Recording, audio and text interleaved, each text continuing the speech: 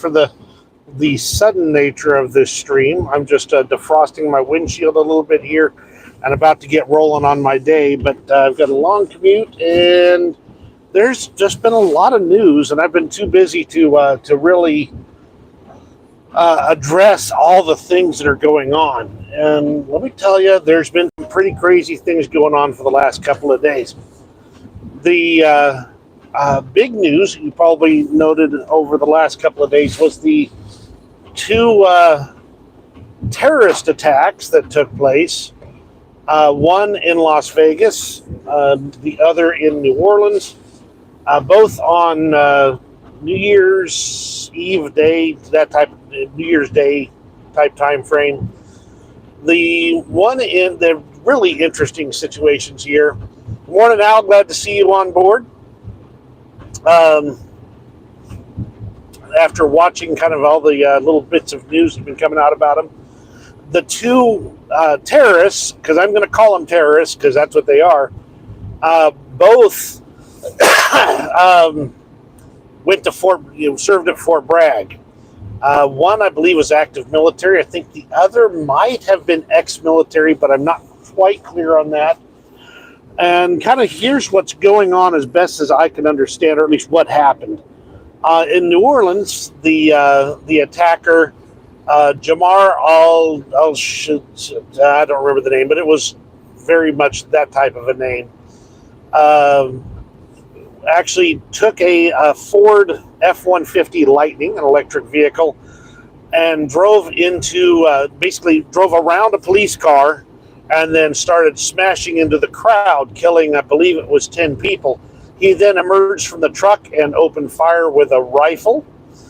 But police engaged him and killed him. Now, the interesting thing about him is that he was actually flying the ISIS flag on his truck when everything happened. Lucille, glad to see you're here. So he was flying the ISIS flag on his truck. They tried to kind of cover that up and not show that. But he had apparently pledged allegiance to ISIS last year at some point in time, but the FBI claimed that they didn't have this guy on their radar for any reason whatsoever. So it's just a weird situation on that one.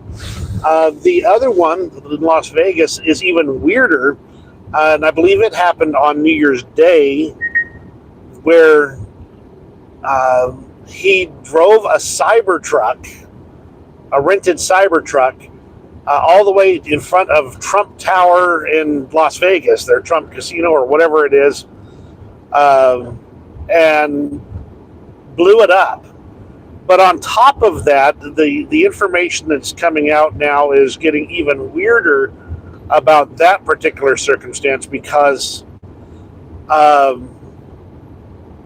he apparently offed himself before the bomb went off. So, and I mean, this one is just extremely weird. So bear with me while I kind of go from memory, because I'm doing this all from memory today. He drove a Cybertruck from Colorado that was rented from Turo. The Lightning from the New Orleans attack was also rented from Turo. There's something to be checked on that, but I don't know that there's how much that is related or what that's going to actually entail there.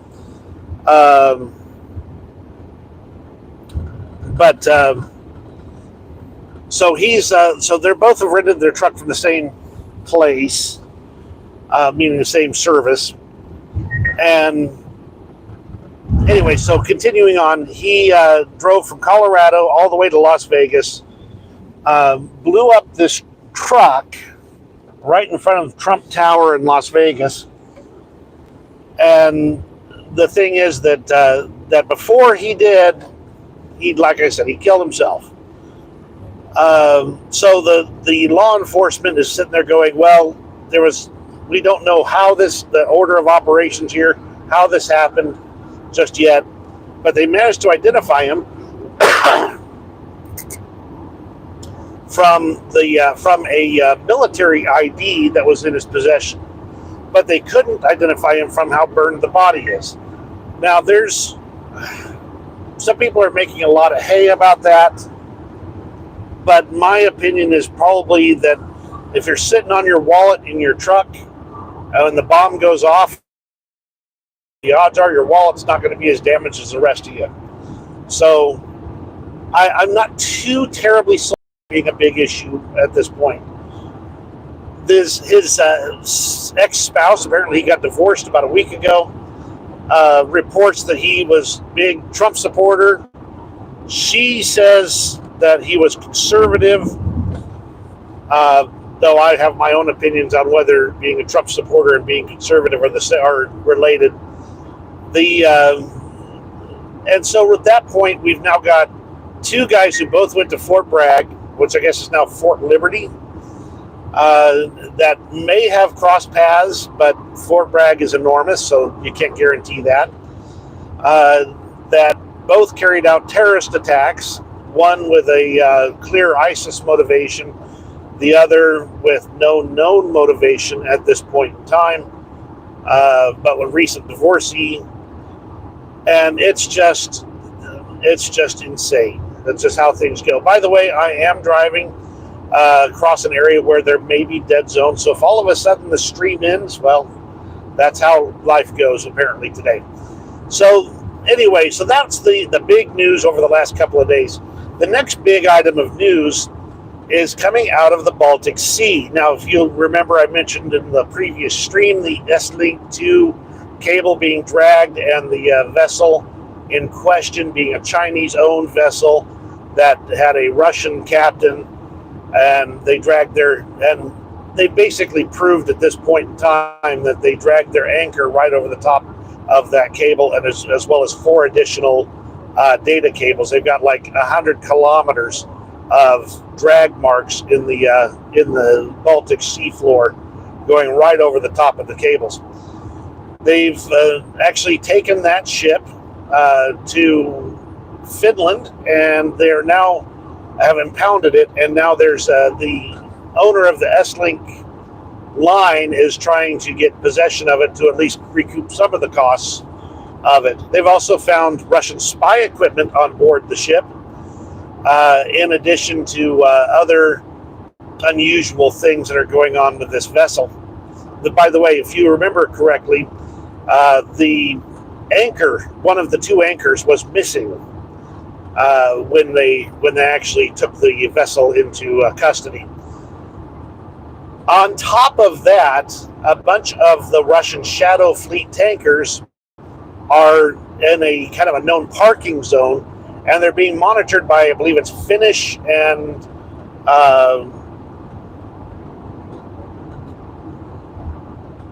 Dutch, maybe, I'm not sure, a couple of different warships. They've also found another ship there that was violating sanctions and are in process of taking it into custody. So the overall feel is that they're going to be going through all these ships and determining which ones, and there's a bunch of them. There's like 2 or 3 dozen ships sitting in this parking area that they are now going through and seeing which ones have been violating the sanctions and taking them into custody. So there could be a lot of things. They're also finding a lot of the spy equipment, as I understand it, but that's just kind of interesting stuff.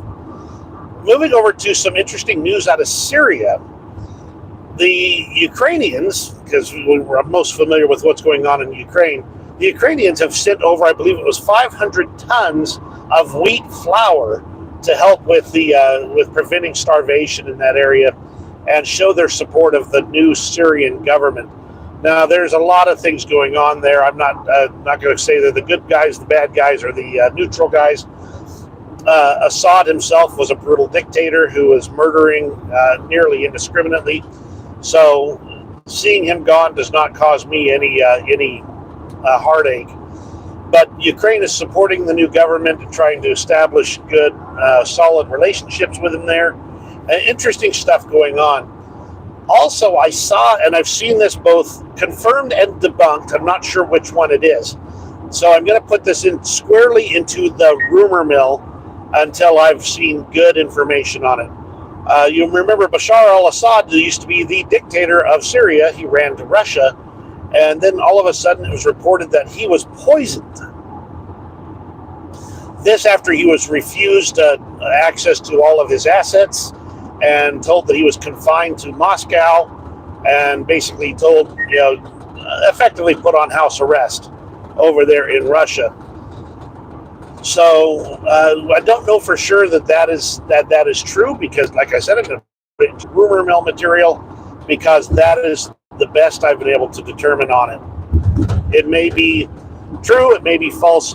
At least it would be different than the normal window routine. There was something else I was going to talk about related to that. Oh, Russia continues to evacuate out of Syria, and every time they take off a plane, they have a Ka-52 helicopter sitting there standing guard to attract any of the missiles that may be launched their way. This shows some equipment into Libya, and I think I just had a internet flicker there. They have been moving some equipment into Libya, but that situation seems to be a bit tenuous right now, so we'll be keeping an eye on that. There was an interesting couple of articles. I mean, I have been going through a lot of miscellaneous stuff in the last couple of days here. There was an interesting opinion piece put out by Randy Mott on Twitter, basically saying that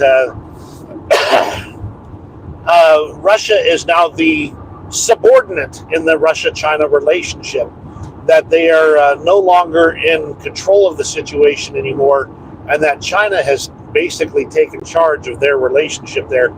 This is no surprise to me, because the moment Russia didn't successfully take Kyiv in a week or so, it was realized that they were actually pretty weak overall, a lot weaker than people realized. So at this point, Xi Jinping is the one wearing the pants of the relationship. Keep an eye on that one. That's going to be interesting going forward. Now, Xi Jinping, I think, would love to see the whole Ukraine war disappear, but he also knows that it's sucking up the resources of the West in ways that would mean that would make it harder for the West to interfere if they did something. The interesting thing, though, is that there was a propaganda video that was released about 3-ish days ago, saying that and it was released by China, somebody in China, not Western powers doing it, but they were talking about specifically if Russia falls apart, which it looks like it might do, that China could move into their previously known ancestral areas that they controlled that Russia took over. Now, this would normally not even be newsworthy. I've actually talked about China doing much the same thing, but nothing gets out of the People's Republic of China without being at least tacitly approved by China, by Xi Jinping, indirectly or directly. So since they allowed this propaganda video to get out there, where it's talking about China potentially retaking these lands, it could show that they are showing significant interest in retaking those lands. And if you ask me, that'd be a wonderful way to expend some of China's expansionist impulses, and maybe redirect their resources away from the vital chip building plants in Taiwan, at least for the short term. Now, on the other hand, I am not in favor of more war, and I'm just saying it more as a tongue-in-cheek commentary there. I'm not saying that they should or shouldn't, but I do want to point out that shows the fragility of the relationship between China and Russia, at least at this point in time. Could be interesting going forward.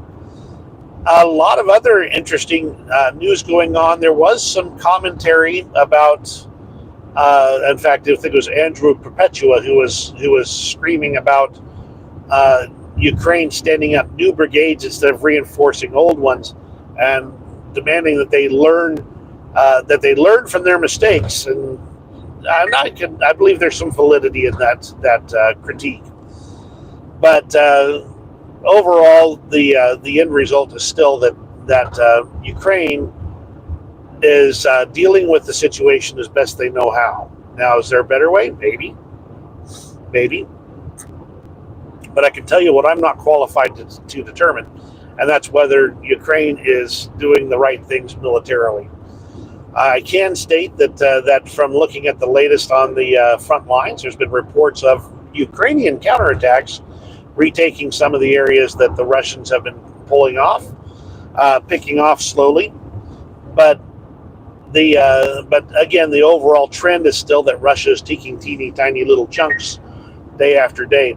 The goal is to look inevitable, but every day they do, they actually make themselves weaker because they are losing tremendous numbers of men and equipment. The little drop in the bucket of 10,000, 12,000 North Korean troops is not going to last. Not going to last long.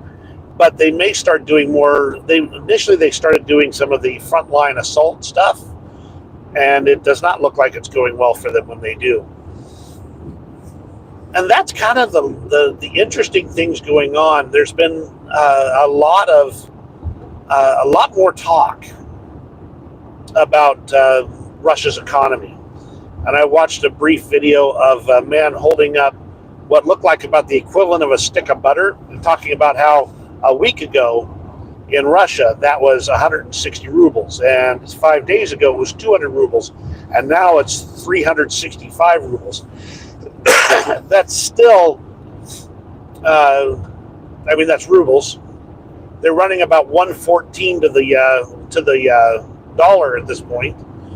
That means that you could get ruble for about 9/10 of a cent, maybe a little bit less, in fact. But that number keeps fluctuating up and down, and the problem is that every time it goes down, it means that Russia has dumped some of their foreign currency back into buying rubles to try and stabilize the price. The question is always going to be, how long will they be able to actually do that? Will they be able to sustain that? Basically, sustain the propping up of their currency. Eventually, the foreign currency is going to run out, and then what's going to happen?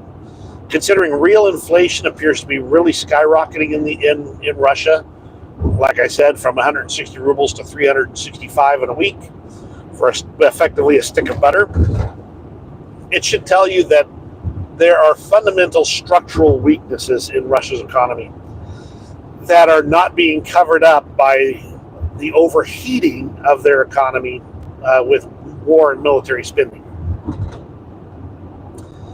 So that's kind of the long story short on a lot of things there. The ships in the Baltic Sea getting confiscated.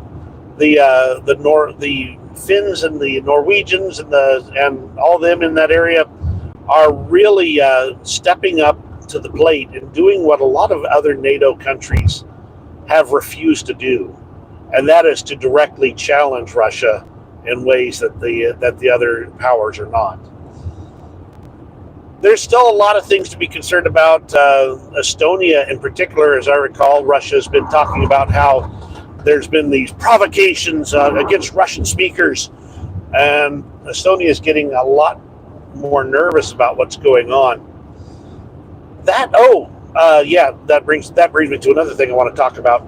But Estonia is definitely standing firm in the face of Russian provocations in that area. That said, Russia does not currently, to my knowledge, have soldiers or equipment positioned to enter the Baltic nations there. So I think it's on Russia's to-do list, but it's not currently in a position to be carried out to the best of my knowledge. Now let's go ahead and trot over to Moldova and Transnistria. If you may have noted in other news sources, Ukraine finally cut off transit of Russian gas and oil through the last pipeline through Ukraine as of 7 a.m. on January 1st.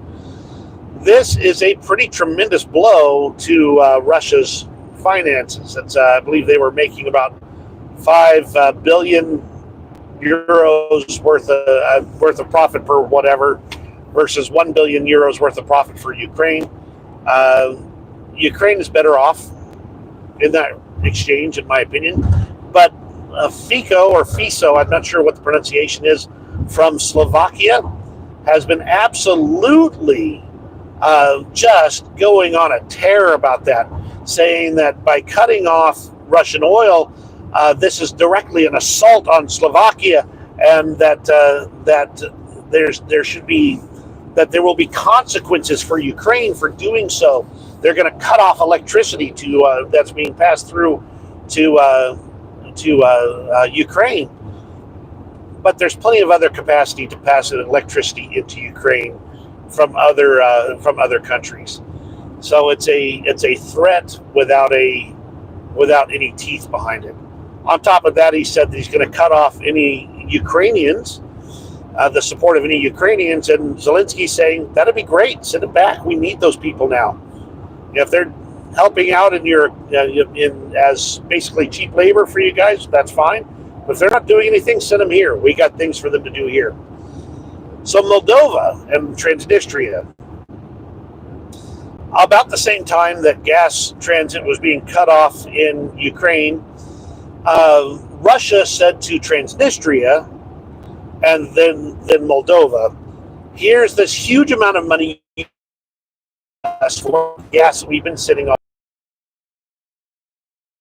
gas to you now, Transnistria. And then they're like, okay, Moldova, you have to pay for this gas that Transnistria has been using. And Moldova's like, nah, no, we're actually well taken care of. We've got connections to proper Europe. We've got electricity coming from there. We got gas we can get from Europe and America. We're in good shape. And the gas that this amount of money that you're claiming that Transnistria owes, not our problem. So Russia entirely cut off Transnistria. Now, there are ways they could get around that through a different pipeline, but they've cut off Transnistria, trying to create a crisis. That was a reconnect there, so hope you were. Moldova is pretty darn poor, and I believe, again, going from memory here, they were the poorest country in Europe as of the last time I checked. So Transnistria, for their part, their Russian-backed government authority said, well, we're cutting off the heat because there's not enough gas. So I want you all to gather into like one room, get everybody in one room, and cover up all the windows and ration everything, and don't go outside unless you have to. And by the way, we're closing all the schools because we can't heat all the schools, including the kindergarten. So yeah, your kids are going to be home. This is in the end, Russia will not support those that they have as minions. When they're no longer valuable, they'll cut them off, and as kind of like Satan does, drag them speedily down to hell. In this case, a frozen hellscape that is going to be Transnistria. So interesting that Russia would cut off its own nose to spite its face, but we'll continue to watch that situation. By the way, there was actually, from 2-3 days ago again, apparently a Ukrainian Sea Baby unmanned sea drone shot down. Now, initially it was reported as one helicopter shot down and a second one damaged that had to return to base. The later information from Russian sources, specifically fighter bomber, is that it was actually 2 helicopters shot down with the entire crews lost, and one that was damaged so badly it had to be taken back to base and potentially scrapped because of how much damage there was. That's, again, just from vague sources on that regard. But we're seeing indications that there were 2 helicopters shot down by Sea Baby sea drones. And quite the interesting change there, because there was actually video about 4 months ago of a Russian helicopter chasing a Sea Baby drone and shooting it because it could not open enough distance to be able to launch missiles at the helicopter and turn and actually engage the helicopter. Apparently, Ukraine has resolved that issue, and now the Sea Babies are able to be actually really good anti-aircraft platforms, at least against Russian helicopters.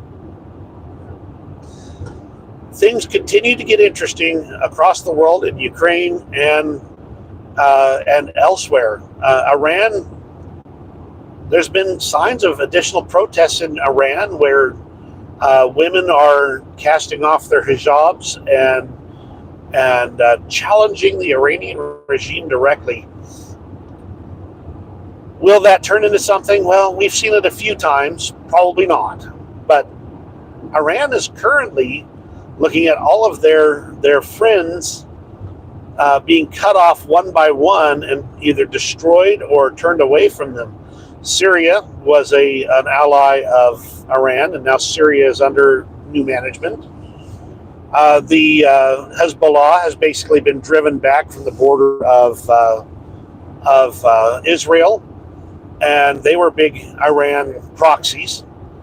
And now Israel's even been bombing the Houthis in Yemen pretty effectively, including damaging the main airport there, destroying their one fighter jet. And the Americans have even gotten in on that action a lot more recently as well. So we may see that whole situation in the Red Sea be resolved in short order now that some of the other hole is being taken care of. Syria down, Hezbollah down, Hamas really on the run, and now even Iran is getting kind of pushed back into its corner. A lot of interesting things going on. The people to keep an eye on at this point are China and, ironically enough, North Korea. Now, North Korea, as you know, is supplying weapons and men to Russia, again showing how weak things are for Russia. When the poorest nation, I think, in the world is sending you their stuff and their men to support your war efforts. But North Korea looks like they're preparing for something more. That's a gut feel. I mean, there's no reports that I've been seeing that would indicate one way or the other than that they've been standing up more troops and trying to get more experience for their men and doing a lot of saber rattling. But they appear to be trying something new. They've been kind of making provocations in South Korea, like those trash balloons and things like that. But those are the ones I'm going to be watching really closely, because they're the ones that I think are going to be the biggest problems in the near future. Glad to see you, Ozzy, as always. Don't worry about being late.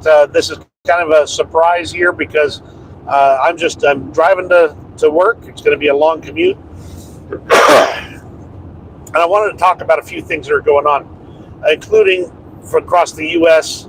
and the world. Man, my heavens, the news has been hopping.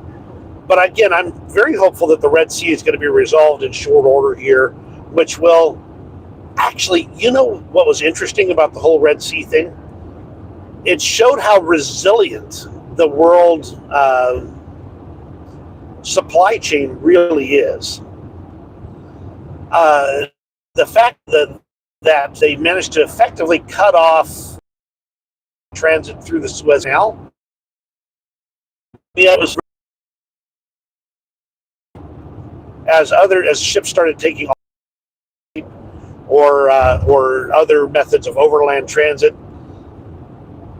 I think that the powers of evil tried really hard to cause a whole lot of disruption all at the same time, trying to upend the world. Yeah, I'm sorry, the light's kind of just at the wrong angle there. Really gave it their best shot. Now, there may still be more hits coming, and I think that we'll see some of that take place soon here. But I think, at least for the immediate near term, that they took their best shot and came up wanting. And now the other forces in the world have managed to push back and kind of put things, basically they screwed it up, and now we're screwed back down, getting things back into order again. There's a lot of things going on, and the news across the world gets more and more interesting. If you were following it, you probably noted there was a whole lot of H-1B visa yelling just recently, and that came about. I'm going to back up a few steps here. H-1B visas are supposed to be for high-tech or at least high-knowledge, high-skill base workers to come into the country and work on behalf of the U.S. But then Vivek Ramaswamy stuck his foot into it and declared that and said it was a cultural thing. Yeah, that's horrible lighting. Can't do anything about that. I'm not going to worry about it. Anyway, Vivek Ramaswamy said it was actually cultural. Culture was creating lazy people and wouldn't do these jobs. And so people started looking into these H-1B visas. And what came out of that was utterly shocking. Instead of being all like tech stuff, like programmers and high knowledge based workers, it turned out that there were things like 7-Eleven cashiers being brought in on H-1B visas, and retail managers, accountants, like $145,000 a year for an accountant position in California. You're telling me you couldn't find a qualified American to be an accountant? Seriously? So the H-1B visa situation looks like it was a program that had high-minded ideals that ended up being abused. There's actually whole mills of people, like companies that work to bring in their buddies on H-1B visas and get them into these positions. And then Elon Musk stuck his foot into it as well, and that's when the mask came off, because he said, I couldn't do what I do without H-1B visas. And that's because they work more hours for cheaper. So it came down to, and people have been using the words indentured servitude. It's not quite, but it comes down to they were undercutting American workers with the H-1B visa program. And then Donald Trump also says, well, I have a bunch of H-1B visas working at Mar-a-Lago. And I'm sitting there going, what high knowledge, high skill work would be going on at Mar-a-Lago? Nothing. Probably housekeepers, cleaning staff. Maybe he's got a manager there on an H-1B. I don't know, but it certainly wasn't programmers and high-tech skilled work. So that sort of went away once Donald Trump said, I love H-1B visas, and we need to stop arguing about this. So a lot of the influencers that were screaming about it, all of a sudden they were in favor of H-1B visas, again, because Donald Trump said that they should be. And that just shows principles. If your principles are for sale, then you are not an honorable person. I have come to start calling them opinion prostitutes, because you pay them the money and they will all of a sudden have the opinion you want. It's just not a good sign. There's a lot of things going on, and I've kind of babbled about a bunch of them. Thank you very much for joining me this morning. It's kind of a little bit of an odd one, touching on a lot of news from across the world. But I want you guys to know that I appreciate you guys being here. Wish I could see more of your comments. But thank you. You make these streams worth doing. And if you have any questions, absolutely drop them into the comments after. I'll try and get answers for you as my day goes on. And on that note, I don't have anything else to talk about right now. Who knows? I might have more to talk about tonight, but I don't know. We'll see. All right, guys, you have a good one. Let me go ahead and cut off this stream here, and bye.